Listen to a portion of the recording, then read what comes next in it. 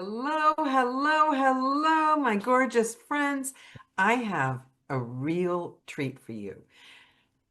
I'm about to interview Waide Riddle, and I've got to say, as a quick intro, I mean, there isn't much that Waide can't do, but he is also one of my oldest, dearest friends in the entire world. And there are a couple of things that come to mind. Most actors, writers, Hollywood type, they do side gigs when we're all starting out. And Waide was like, the rest of us, we did side gigs. The thing about Waide was he never did anything halfway. So Waide cut hair while he was doing the acting, writing thing in Hollywood. And one day he convinced me to cut my like waist length hair that I'd had my entire life. And we were at work at one of our jobs, and I remember looking in the mirror. I was in shock because that big of a change, I didn't recognize myself. I literally wanted to cry because I was in shock. I did want to cry when I saw it. I thought, oh my God. And then the minute I left work and I was driving home or taking a bus or something, this man whistled. And then a man called out something to me out of like one of those really expensive cars. And then over the next few days, every single place I would go, men were talking to me. And it took me a little while to figure out it was Waide's haircut. He could take you from feeling broke, worried about your life, and in 2 minutes, he could make you feel beautiful. And that artistry didn't stop at haircutting. It went into every Thank single you. endeavor that he's done his entire life. And one other thing I have to say, I've never said this to you, Waide. Uh-oh. When you're young and you're up and coming in LA, anyone that knows this during those first years when you haven't established yourself yet, you have hard times. And there was one Oh, time where we were broke. I oh, mean, trying to find work. I remember Clinton was president and everyone was like, the economy's doing great. And we were like, you would get a newspaper. I said I wouldn't give away my age, but you I would know. get a You're newspaper right there.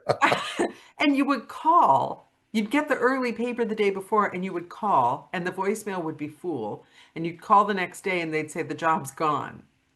And we were actually we'd been given our eviction notice one day, I and a half remember hour that. later, Waide called and said, "Do you want to come out to this event? I've got tickets." And we're like, kind of can't afford it at the moment. We were like, feed the cats, get water, and buy cigarettes. Romano smoked at the time. And and Waide said, "It's on me. Come on, come out, you guys."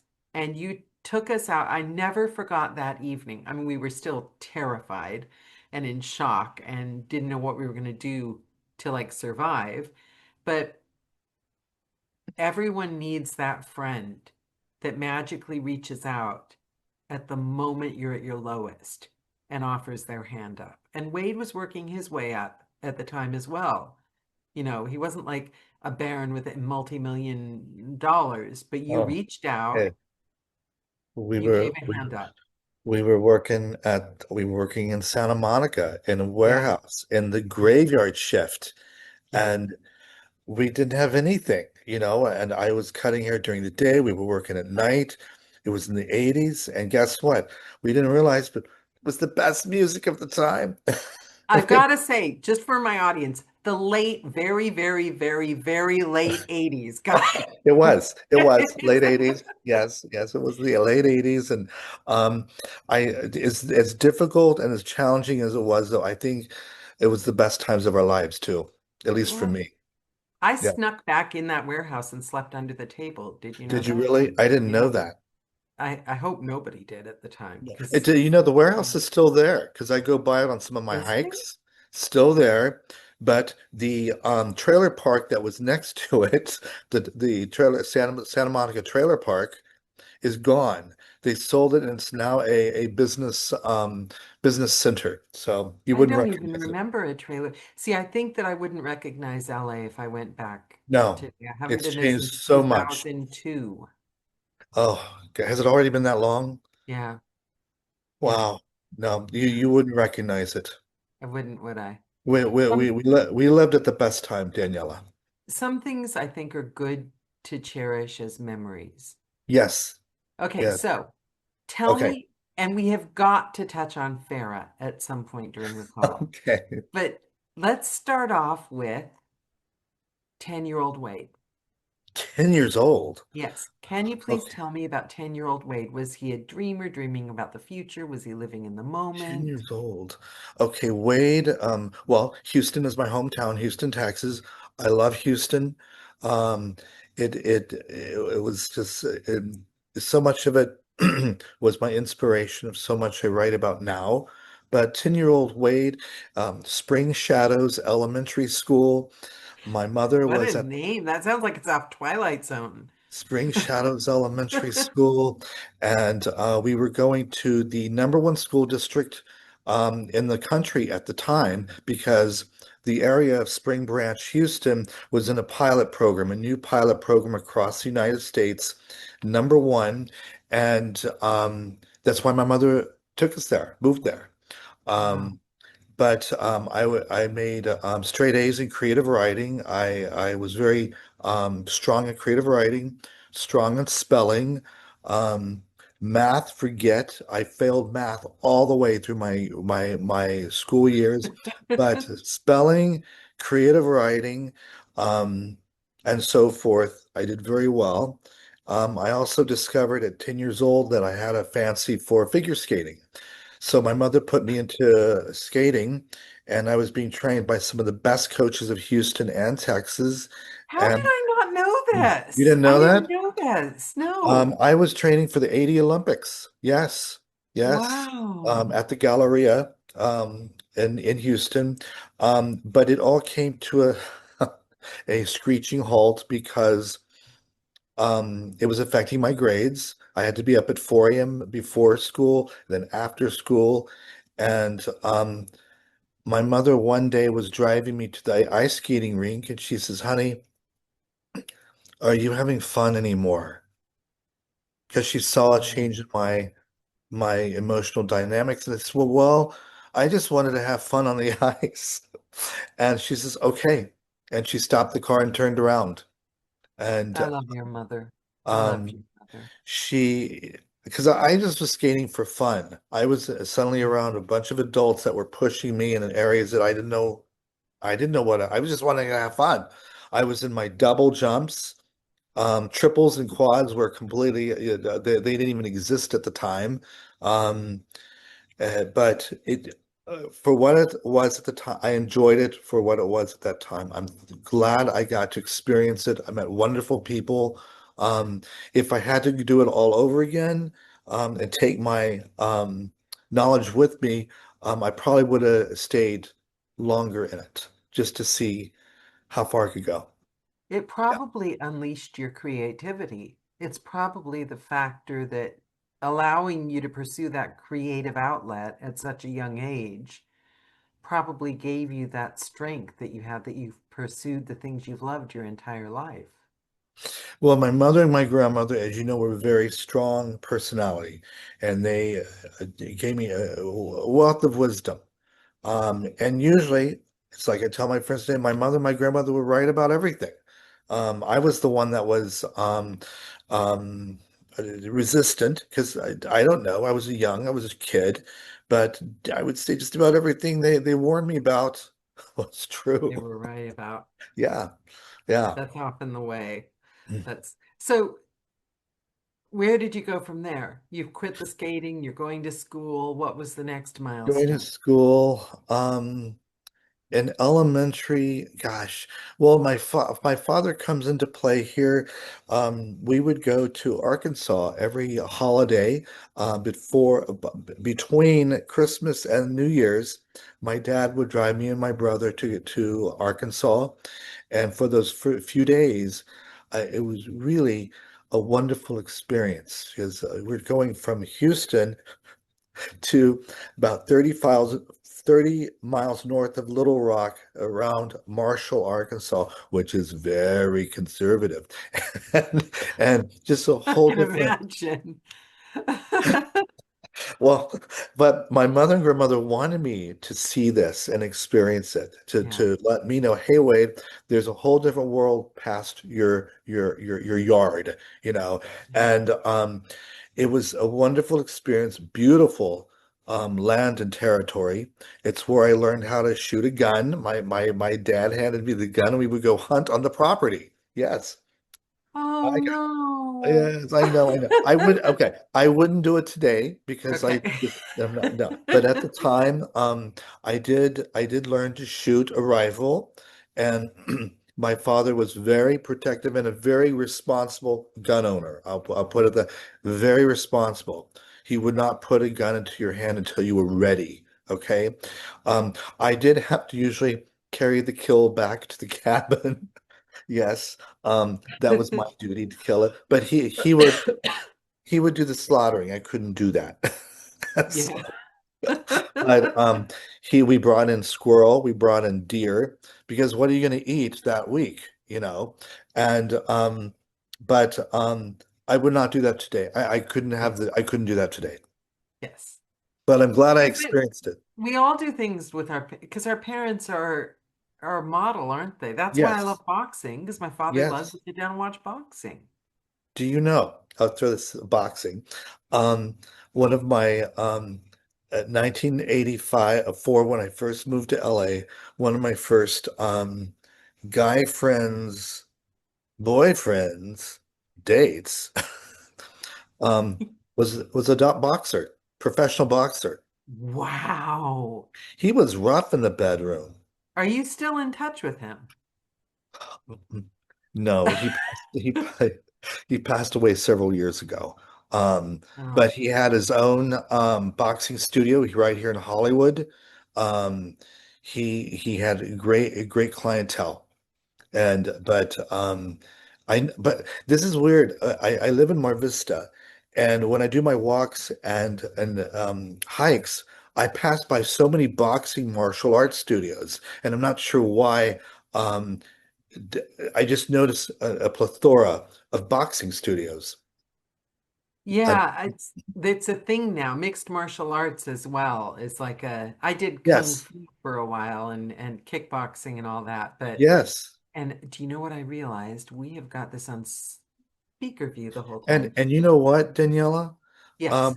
In my late years of elementary school, because the harassment was also getting bad, you know, even at that age, the harassment, my mother put me into judo, just basic judo.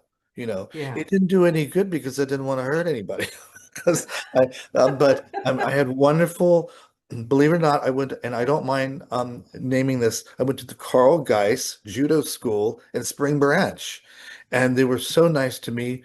I think the master judo, Carl Geiss, read me like a book faster than any. He knew what was going on, and he even offered classes to me free just to keep me in there. But I just sat there. I just didn't know what to do. So my mom finally pulled me out. I didn't do what they were hoping. How long did the that treatment go on? Like, how did you finally escape Treatment. it? Like being because you were bullied in school, weren't you? Oh, like from elementary all the way to high school, and it got to such a severe point. I went through Northbrook Junior High, which was, and you have to understand that these are not the buildings; these are the kids. Okay, the kids. Yeah.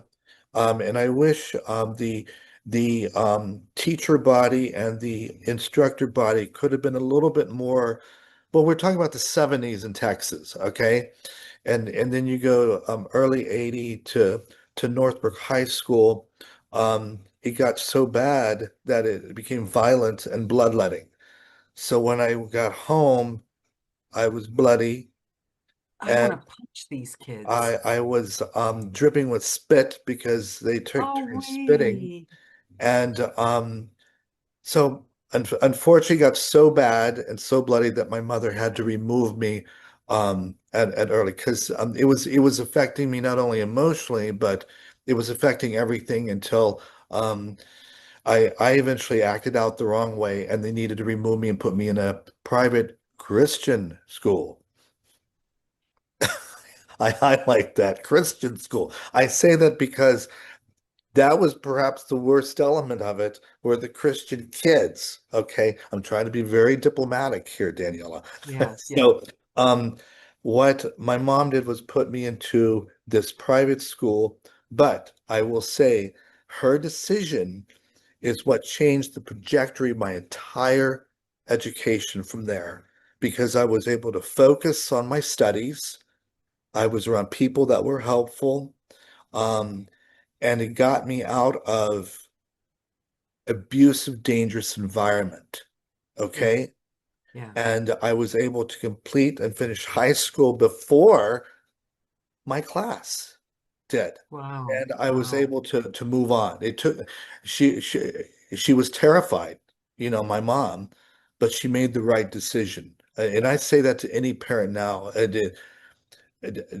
Take take the bull by the horns and take your kid out of the abusive environment and don't leave him in there. You're not doing him any good. My father took me out of the one school ever since because he caught me sneaking. I put the shower on and snuck out their bedroom window and met two weird men that I'd talked to on the phone that Oh, I'd never seen who good for pulled up in you. their car in the middle of the night. My father came roaring down the street. I all I remember is the next day we went to my school. He signed the papers. I went to a new school, and the door came off my bedroom, and the phone got taken away. Well, um, you just have to kind of put up, with, I understand, Yeah, is I my, get why he did it. It was a good thing he did, but the right. problem wasn't the men. The problem was the daughters. Brought me to the other school. I was just as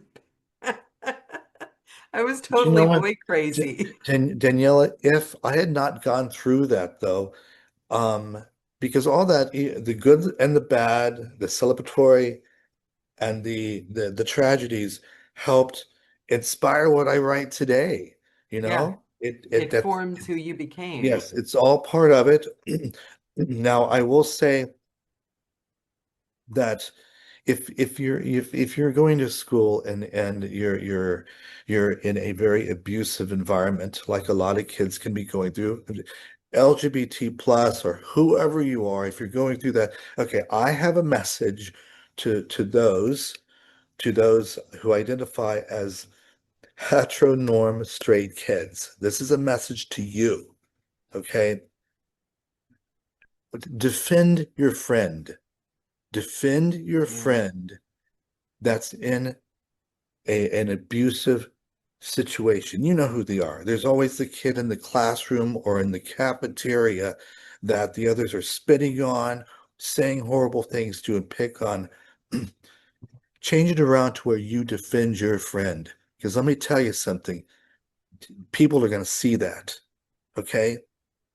Even start a movement in yourself. Defend your friend that's being abused. yeah. And born and raised in Texas. Right now, I can tell you the lack of leadership there and the abuse of gay children. It's horrible, and they ought to be ashamed of it. Stand up to the plate and amount to something. Defend your friend. And society's message that, oh, kids will be kids makes me seethe. I understand that too, but it goes back, defend your friend. Yeah. Don't let people do that. And then it goes back to what kind of parents are teaching their kids to do this. Yeah, I went there. What kind of parent? Okay, Parents you're that did it you're when they were younger. you're not even qualified then to have kids. That's what my grandmother used to say. They're not even qualified to have kids. If that's what you're teaching your kids to do, then we have failed as a society. Yeah. Hello, Do better. Texas. Hello, People need to Texas. do people need to do better. People need to do better. They need to do better. And right now we have a lack of leadership that does not do that. We said we What weren't you going to get political, Daniel. I know. no, no, but that was humanity. That wasn't, I mean, we're starting to touch on the politics, but that's humanity. And I think It's that's, humanity. I It's think who humanity. cannot agree with what you've just said? Everyone. I didn't have that, Danielle. I didn't have Yeah. the person that I was all by myself, okay? And or leaving school and walking home covered in spit and snot. And my mother said, "What happened?" And understand, my mother was a very well-known musician. She was at the top of her game. She was a vocal coach for the Houston Opera. In fact, she just in 2020 she was inducted into the Houston Symphony Museum and Archives. My whole home had music all the time, 24/7. There was music going, not just opera or classical. We had pop, we had rock, soul, country, all of it. My mother wanted me to be around that, me and my brother. Um, but even for that, seeing her child go through that, she didn't know where to turn. Where were you supposed to turn in late 70s Texas? What about your brother? Did he have a hard time Wesley, or? well, Wesley is a West Point graduate. Wow. He finished top 50 in his graduating class in 82, I believe.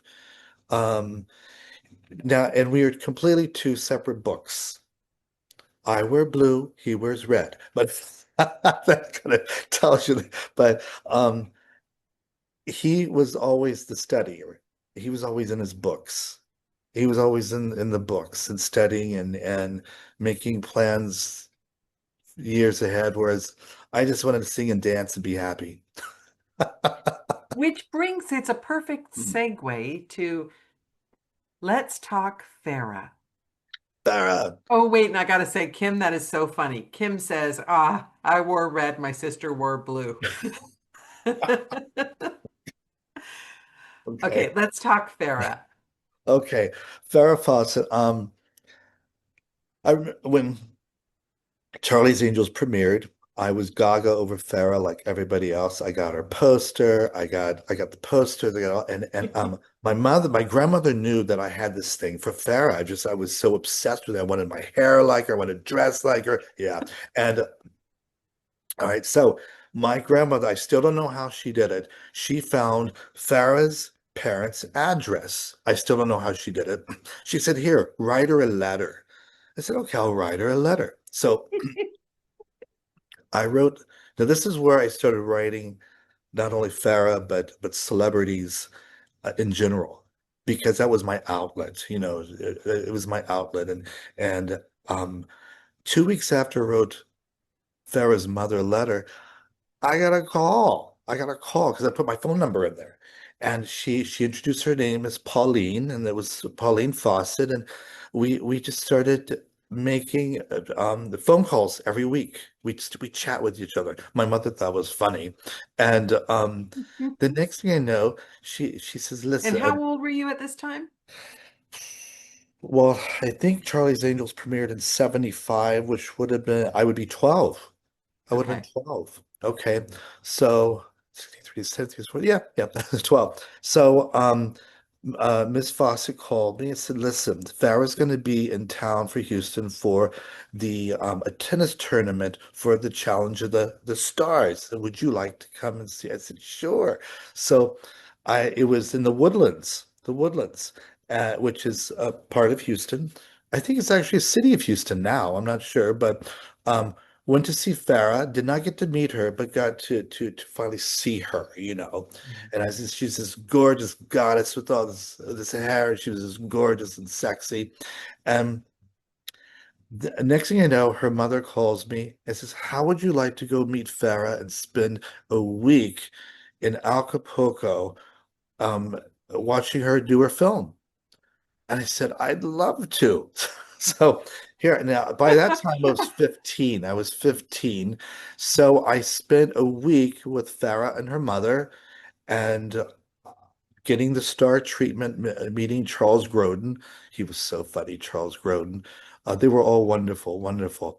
And got to shop with Farah when she went into town in Acapulco and took several Wow. pictures. I have those pictures still, and um, fast forward when I moved to LA, I got in touch with Farah at Jose's salon, and I remember walking into the salon at Jose Hebert, and he came up to me and said, "May I help you?" And I said, "Yes, I want to work for you." And here I'm in t-shirt and jeans and just got on my pickup truck from Texas, and he said, "Well, are you licensed?" I said, "Yes, sir." And he said, "When can you start?" I said, "When do you want me?" He said, "Start tomorrow." And he didn't even know that I knew Farah at the time. Well, just so coincidentally, the next week when I was working there, Farah came in and I walked right up to her. He steps in the way, Jose steps in, "What do you want with Farah?" And Farah reaches out, grabs my hand, and said, "Wade's my friend." Oh my God, that is Um, like the scene in Pretty Woman where, and where she goes to the shop on Rodeo Drive. yes, yes. And well, from that moment on, I was assigned to always work with Farah when she walked in. It was all meant to be. And I have to say, Jose was one of the finest employers I've ever had in cosmetology. He was a wonderful employer, and of course, Farah was wonderful with me, and um, it's such a story. Love that. If I had my old hair, I would kill for a Wade Riddle haircut. I would. Could you make me gorgeous like you made me gorgeous then, even I though I'm a remember, tiny well, bit you, older? you also have good hair, Daniela. You have good hair. And Well, I if you got let it sick. down, you can see it. The thing is I got really ill for a while, and the hair is one of the Um, first things that kind of goes, but I'm getting it back. I'm getting it back. so Okay, we but talked about Farah, okay. yes, I want to talk about what happened after I left LA and where your life went. Like, I know you were acting and But you know what, Daniela, I did the acting thing and I did what I could do, but it's interesting. I should have really done what all my teachers told me to do from day one. See, and which was write. Okay. I won my first writing award in sixth grade when I was writing the school for the school newspaper. I got a journalism award in sixth grade, you but know? why do you think you didn't? Because you were very focused on acting for a Okay. while. I gotta Why do tell you, you because think? Wade Riddle wanted to go to Hollywood and be a star. That bottom line, as cliche and stupid as it sounds. I don't think Um, it's cliche and stupid. I think it's lovely. No, I think it's one of the most powerful stories that people have. I mean, we all want that in the end, don't we, in a little way? Because it means you matter in a way. We watch it it growing up and it looks like the way life should be. You want to join right. in. Because I was writing the whole time I was writing my stories, the poetry, the short stories, the whole time as I was doing everything else, the acting.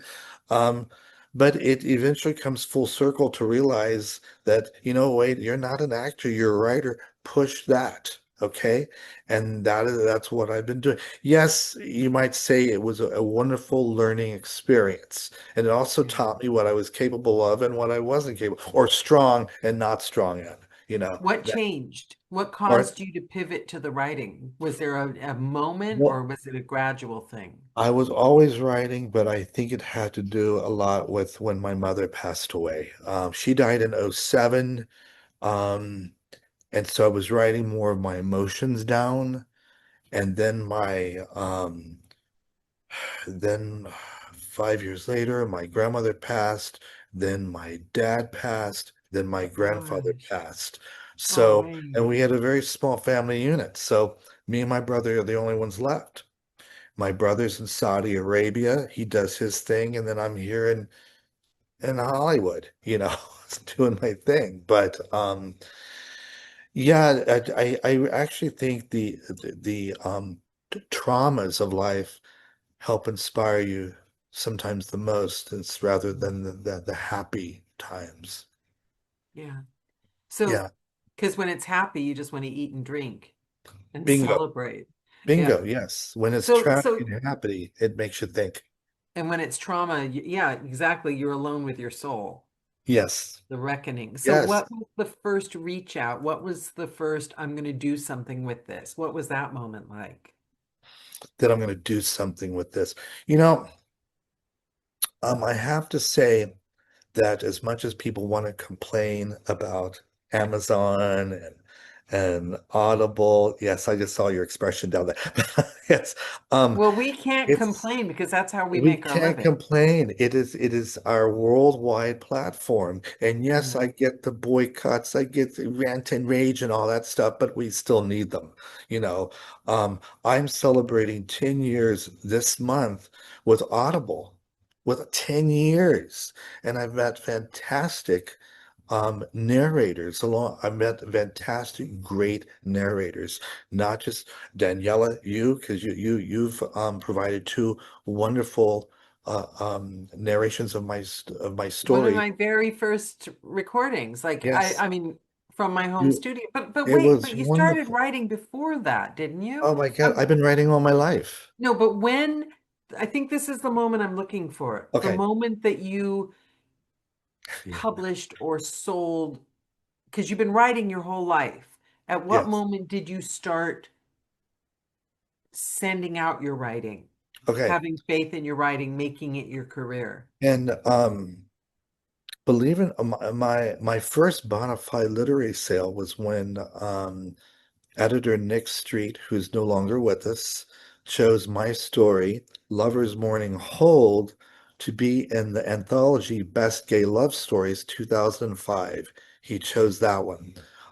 Ironically, it is a story centered around the 9/11 tragedy, which I told you earlier, Daniela, which has been chosen and curated into the 9/11 Memorial Museum, That's along such an honor. with That's with my such an honor. with my poem, A Prayer for September 11th, which is actually on the 9/11 Memorial Artist Registry as we speak. So you can Wow. check that out. But did that even come close to your question or no? I'm still wanting to go back further because Further. for Okay. him to have chosen you, he had to have seen your work somewhere. So you're not just writing at home, hiding it in a drawer. Are No. you self-publishing it? Because So I'm I keeping in mind that we have a lot of writers watching this, and a lot of them are self-publish. new. I self-publish everything. I mean, of course, I submit to competitions. I submit to contests. Um, I have slowed down on submitting to a lot of them because there's so many now that some are a lot of there's a lot of scams out there, and they're hitting writers right now. Um, so you have to really research each of them before you commit to them. Right. Uh, there's just so many. I've even approached LAPD about it. And the Writers Guild. There are so many scams to take the writers' money. You Yeah. know, a fee for this, a fee for that. It'll be a competition fee of that. Well, imagine how much money they're making off of us. You know, a lot. Um, a lot of my poetry has been published in the past couple of years by some wonderful publishers. Spillwords, um, it's an online international poetry platform, has loves my work, and I've done very well with them. Spillwords, are you familiar with them? No, but Okay. you went to the Cannes Film Festival, didn't you? I went to the Cannes Film Festival in 2008 to represent my first short film, which was based on one of my first poems called Two Men Kissing. Yes, provocative title. Um, I will say that there were those in my family that weren't exactly thrilled at the title, but you got to get people's attention. They weren't. I'm very proud of the poem. I'm very proud of the But piece. these days, that's not provocative, surely. No, no, Two Men Kissing, and I won two nationals with it. And since then, there's always a press that's willing to pick it up and republish it. So it has done well, Yeah. you know. All my short films, and I've got 8 of them out there, are based on my poetry work that I do. Poetry on film. Yeah. I love that. What That's was the Cannes see, Film Festival like? Was it as glamorous as they make it sound? Did you see any movie stars? What did you wear? lot. Well, there's the short film corner that I was part of, which is part of the Cannes Film Festival, and the American Pavilion, which is the side where all the Americans stay at, and surrounded by fellow filmmakers. Okay. Um, it was a wonderful experience. They treated me very well. Um, I loved their coffee and jam and bread. It was very good. Um, I got to I got to see Faye Dunaway. She was in a Wow. cafe there, yes, at the time. Um, I think Spielberg was there. I want to say he was there. I think he was promoting a film. This is in 2008. I kind of don't Did remember. Faye Dunaway look as Faye Dunaway as she does in the I movies? will say that Faye Dunaway was acting like Faye Dunaway typically does, and that is she likes to be incognito. You know, if Yeah, if she's kind of recognized or discovered, she shies away from that. You know, yeah. she kind of wants to blend in. But So uber cool. what? This Faye Dunaway is uber cool. She is She like, there's nothing cooler than not wanting attention. You know what I well, mean? She's she just like does it the in a ultimate. very I thought she did it in a very classy way. You know, she's Yeah, very discreet with herself. She just wanted to eat. yeah. She's Yeah. she's plus she's an amazing. She is. Yeah, Yeah, amazing. I always think of her as the eyes of Laura Mars. That's what I see, but yeah, or yeah. Bonnie and Clyde, yes, yeah. Um, and then from there, well, I've the Two Men Kissing, and then there was Lost Hills, California, Washington Park, Something Wicked Dwells, a haunting in Arkansas. Um, How many is that? The lines in their faces, and the one I just finished and have rolled out very quietly. It's called A Snowy Day in New York City, and it's based on a poem I wrote 20 years ago, and it's also based on pictures that I took in 2009, and when I went to New York to represent Washington Park. Hopefully that doesn't confuse you. Um, but it's a snowy day in New York.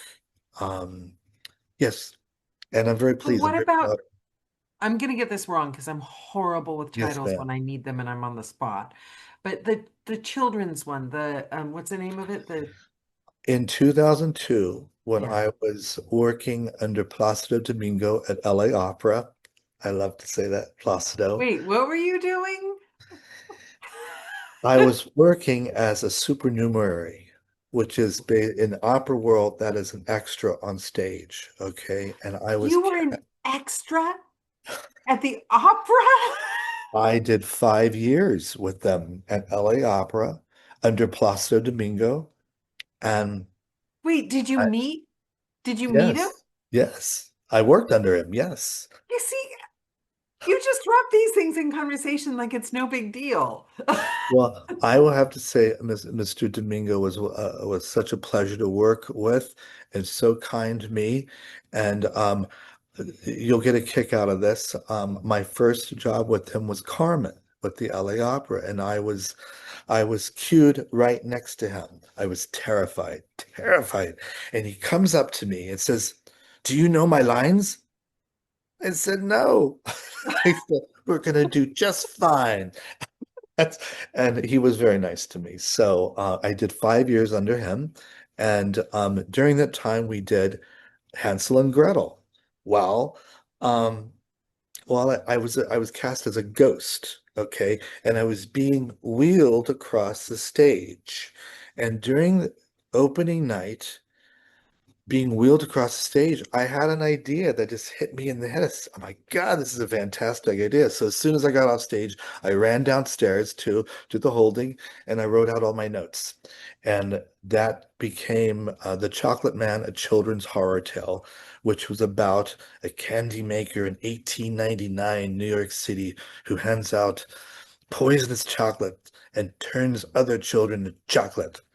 The audiobook is unbelievable. But I gotta say, you missed a cue there, Wade. What did I do? We've been on this call for 43 minutes.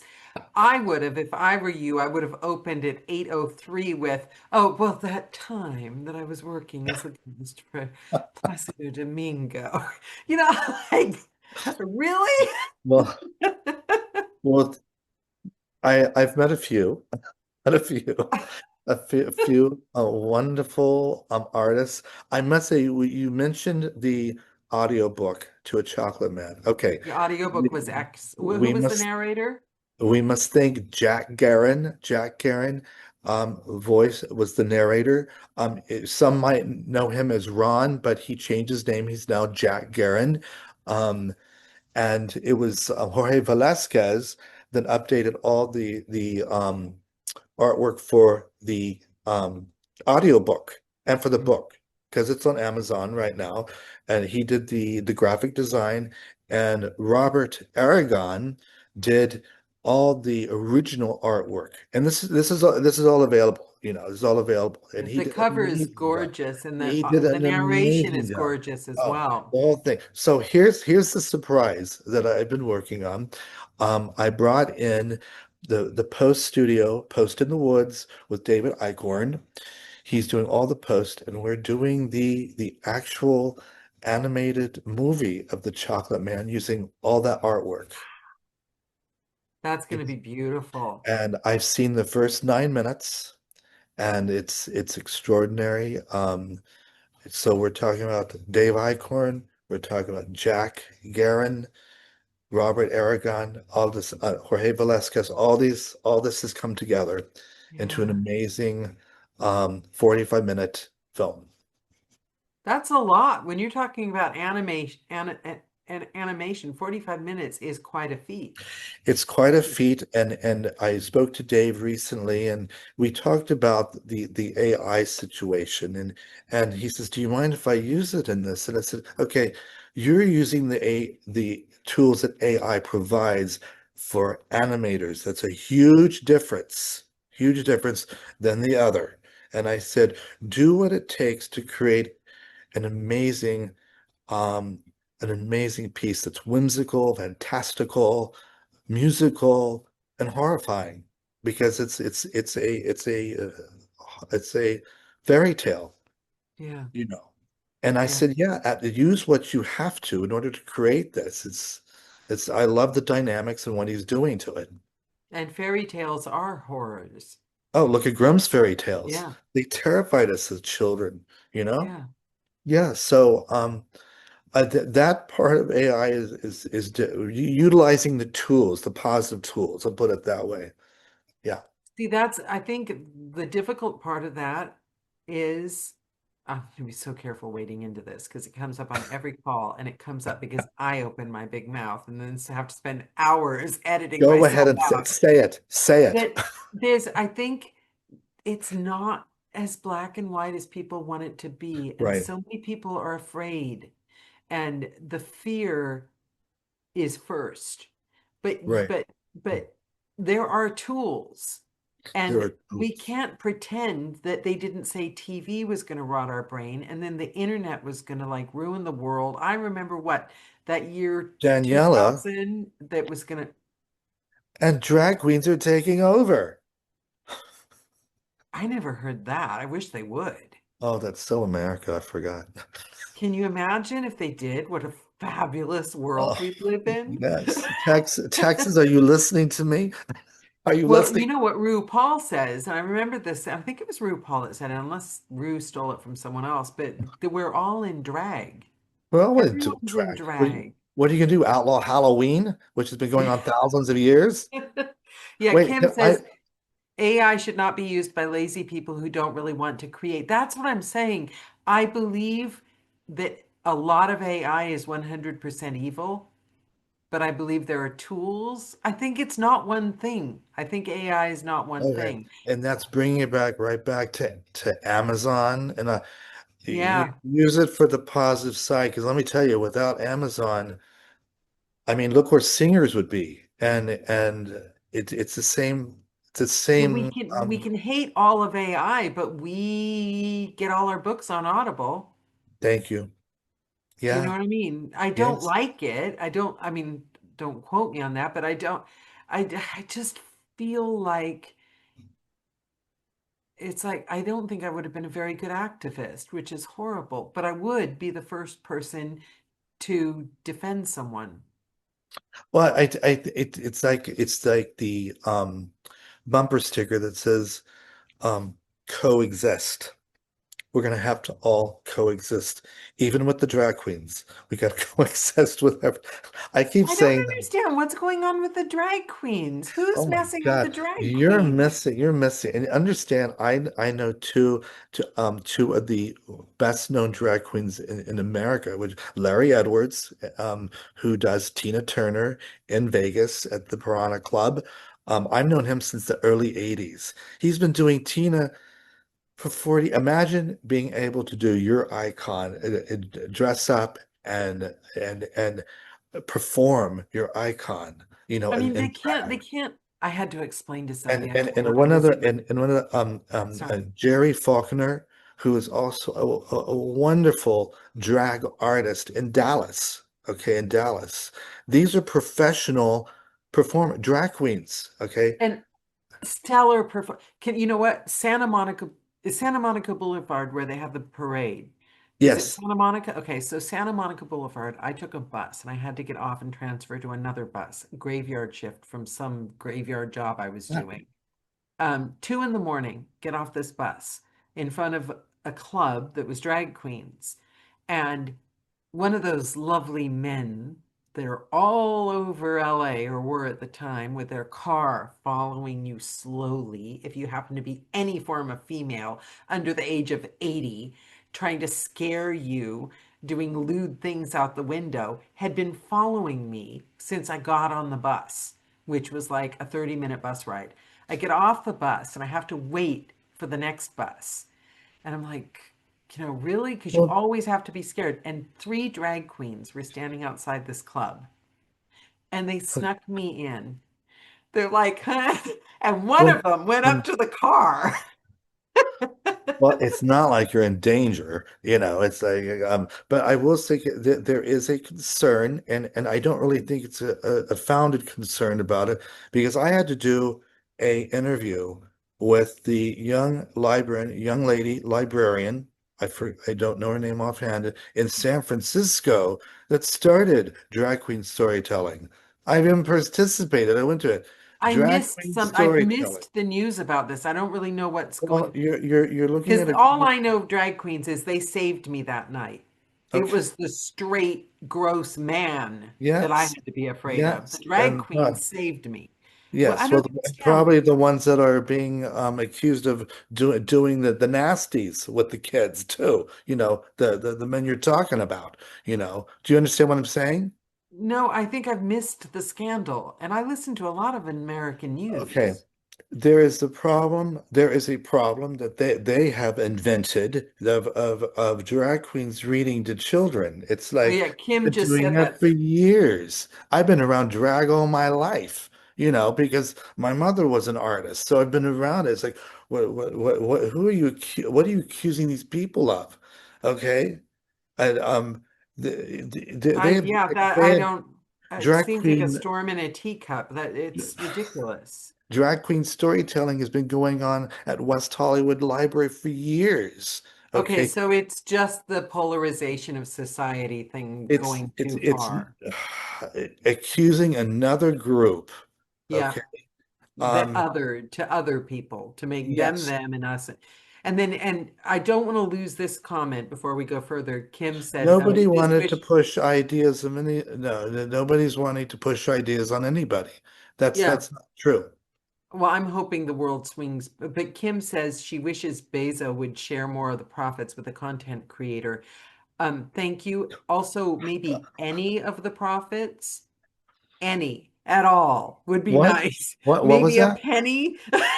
What? Oh, you mean in my books? No, Oh. Jeff Bezos went, this is going back to the Amazon talk. Oh, It would be oh, nice Jeff. if, Oh my God. yeah. Yes. Yeah, It well, would be nice remember, if we got a few royalty. We're not doing very well on not talking about controversial subjects. bank my hand. No, Oh, and then back to the drag queen. Kim says they wanted to push the idea of it subverting. Okay, see, I think there are some things that are just so wonderful in this world that we can't sully them, and drag queens are one of those things. oh, they're wonderful. They're glamorous. They teach They're pure children how to be joy, glamorous. but they're pure joy. They're What? pure joy. That's Yes, that's all it is. It's masquerading, it's fantasy, it's dreamlike. And you know, it's the old saying goes, it is what you make it. It is what you make it. yeah, Um, and look what happened at the Houston Library. They had all these protests about drag queens. Like, this is what you're worried about when right now our country's being run by a bunch of billionaires? Are you kidding me? yeah. Are you There are a kidding lot me? more. I had to explain to someone today because as I do. Anytime I walk into a room, I lead with, oh, when I did burlesque, it's getting a bit embarrassing. Like when it's like 29 decades ago, you're like, oh yeah, when I did burlesque, that's such a. But so then today I went back and met the person for the second time. It's a young girl, and she's like, I wanted to ask, what is burlesque?" Just tell her. Just I tell her. tried to explain. In the end, I just showed her a picture. Okay. Well, you did an appropriate way. You didn't go crazy, rant and rage. You didn't go protest. You just told her, you Yeah, know? exactly. I just think there's not enough time. There's not enough time. Yeah, it's good that you were close. I love that you were close to your mother and your grandmother. Yes. I think that gives you something that you'll never lose your entire life. No. And they, like I said to you before, they were right about everything. Their wisdom in life and the future and our mortality. Um, I wish I had taken more of it. I wish I had been more mature to understand it and digest it at the time. But we never know the ending until we're there. 'Cause I beat myself up all the time, even just from my start of my audiobook career, because now I'm learning things about myself. I'm like, oh God, why did I say that? Why did I think that? Why was I a Yes. jealous person about Yes. but the thing is in the famous words of Mr. Rogers, you're a helper. You're one always look for the helpers. And I think you got that from your mother and your grandmother. That's why that day we were close to like being evicted. You called up Oh, and said, "Come out with me." You're you're you're a helper. You're one of the good ones. I'm gonna read what Kim has said. uh-oh. It's like when I had to explain to my son when he was about 9. I'm allowed to say this out loud, right? Okay, yeah. When he was about Oh, 9, teabagging was not something I wanted him and his friends to talk about while gaming. Do you know I don't know what that is? You have to look it up. oh, I know what that is. Oh no, am I gonna have to beep something else out? A t- a t- tea, well, No, teabagging. don't explain it to me. Oh, Maybe not on the show. I'll look it up okay. afterward. But I will say, I'd like real quick because I know we have to end shortly. I did want to thank the 9/11 Memorial Museum for pushing my work forward. I did want to thank some people on that. Is that all right? Of course, of Okay, I course. would like I like to thank Amy Weinstein, who is the senior curator, Dylan Williams, Kelly Mihalko, and Antonio Cordero for pushing my work through. This took years, Daniela, almost a whole decade to get through to this place. I'd also like to thank Tharis Manshi, who did the narrating work for Lover's Morning Hold, which is the book at 9/11. Of course, you, Daniela, you've done amazing work for me. Thank Jack Guerin, um, Bobby Gaglini, who did a wonderful job on The Power of Summer, my summer book of poetry. Um, Jim Wertner, goodness gracious, so many wonderful, wonderful, you. I know. dynamic narrators, Jim Wertner, Bobby Gaglini, Ferris Manchi, David Guerrera, which does a lot of mystery and thriller that'll scare you if you ever listen to some of his work that I wrote, like Midnight on Sixth Street. And I know I'm missing, I'm so sorry, but um, I hope this helps their path as well to be called out. Oh. See, it's that you got from your mother and your grandmother. And I think we all need to do that a little bit more. We all need to remember to Remember say the out people who loud. pushed you forward and are Yeah, talented and spoke your words, yeah, you know? Yes. So, yeah. Wade Riddle, I'm going to ask you a question oh my God. that nobody gets away without hearing at the end of the call. If you're going to leave the YouTube audience who are going to be watching this in maybe 150, 160 years, if they're going to walk away from this call with one last thing, if they take nothing else from this call, one piece of advice, one piece of wisdom, what would you leave them with? What would you want them to remember about this call, about this time First with you? off, I'm very sensitive to my community, that I love my community, love your community, um, and that I really um, have a spot for LGBT youth and they be treated fairly, okay, in politics across the board. Love your community, and like I said earlier, defend your friend. I know I keep going back to that, but if I didn't have my heroes, there Yeah. you go. And look at how much good you've done in the world and what well, no, seriously, look what you've Okay. put out and Thank you. what you've done. All that, if there wasn't people, if there weren't people defending you and helping you get where you were, you wouldn't have been able to do what you've done for other people. And That's where the narrators come in. I am so touched by the work they did and translating narrators the are good words. people. I Oh, never knew the meaning of community until I became an audiobook narrator. They're let's good people. let's never have AI speak for the human.